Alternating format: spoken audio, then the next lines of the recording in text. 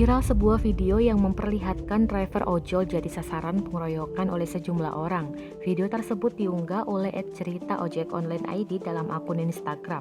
Menurut informasi si pengunggah, peristiwa pengeroyokan terjadi di rumah makan di daerah Lampung pada Senin 23 Agustus 2021 sekitar pukul 2 waktu Indonesia Barat.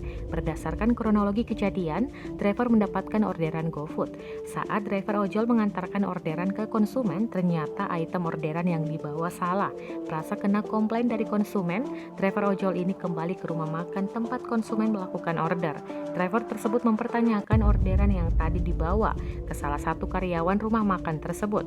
Tetapi, driver ojol itu mendapat perlakuan yang tidak baik dari karyawan rumah makan tersebut. Kemudian, datang beberapa karyawan lain dan akhirnya mereka menyerang driver ojol tersebut. Mendapat perlakuan kekerasan, driver ojol tersebut disarankan untuk melapor ke pihak kepolisian setempat. Adapun yang menyarankan, driver ojol tersebut adalah Satgas Gojek. Saat ini kasusnya telah dilimpahkan ke pihak kepolisian untuk ditindak lebih lanjut. Sampai berita ini diturunkan belum ada konfirmasi resmi dari pihak rumah makan dan kepolisian. Video yang telah tersebar luas di medsos itu menarik perhatian dari para netizen.